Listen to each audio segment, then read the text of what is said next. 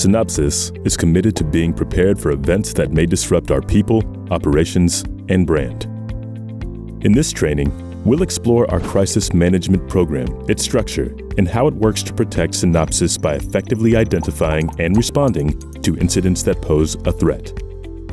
Let's start by taking a closer look at crisis management.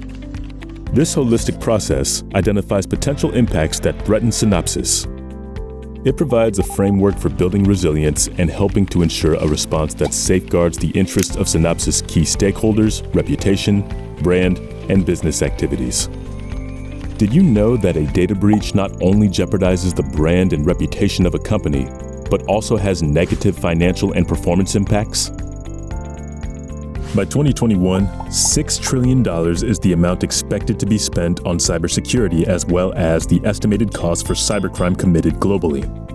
In addition, share prices fall 7.27% on average after a breach. We know crisis management translates into a competitive advantage and an increased valuation. It enables a prepared and resilient business like Synopsys to demonstrate its vitality and mature business model through improved knowledge, processes, organizational structure, and collaboration. So, you might be wondering, where do I fit in? Our crisis management program is made up of teams who identify and respond to potential threats. The detection teams are composed of groups of people and systems that monitor an incident and assess its potential impact on Synopsys. They include InfoSec, IT, facilities, safety and security, and others. After an incident has been detected, the detection team alerts the Global Security Operations Center, or GSOC, to start the notification and escalation. Our local, regional, corporate, and executive crisis management teams may be called into action to respond to the threat. Let's take a closer look at their responsibilities.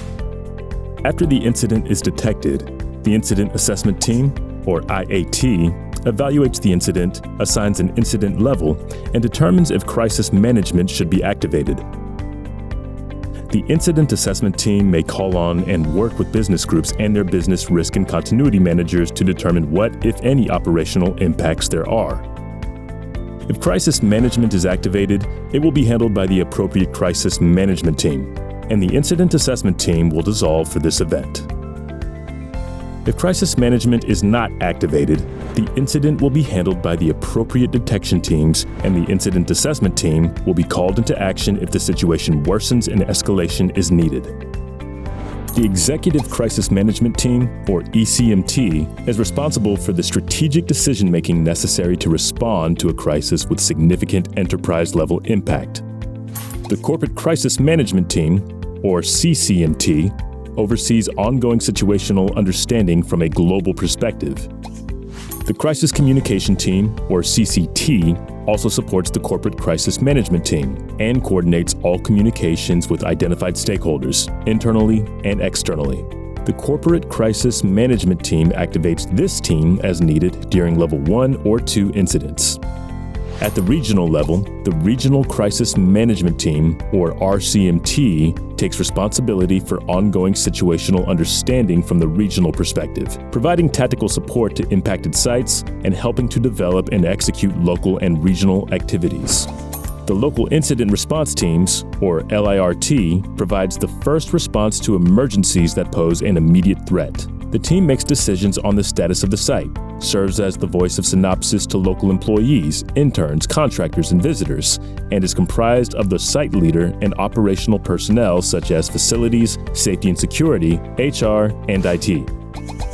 As you can see, you and the other members of these teams play a key role in facilitating an effective response and minimizing the impact of a disaster. That response begins when an incident is detected. The detection teams assess the event using the activation criteria and decide whether to activate the crisis management plan. Activation is necessary if the incident endangers individuals' lives or safety, compromises the function of facilities, technology, or information security, or negatively impacts business operations, our reputation, or our brand.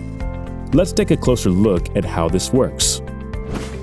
If safety and security detects an earthquake may have impacted one of Synopsys' offices, The Global Security Operations Center will activate the Incident Assessment Team, and the level of the incident will be determined.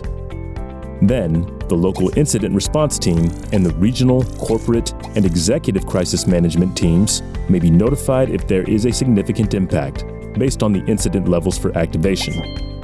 Similarly, if information security detects a cyber attack, they will notify the Global Security Operations Center, who will then activate the Incident Assessment Team, Corporate Crisis Management Team, and other necessary crisis management teams. As you can see, these clearly defined protocols for detecting and responding to an incident are critical in reducing the impact and ensuring Synopsys resiliency. Thank you for keeping Synopsys and its people safe, secure, and resilient. To access resources, please visit the Crisis Management Resource Center. Here, you will find plans, tools, contact information, program and policy updates, and other resources to help your team navigate crisis management.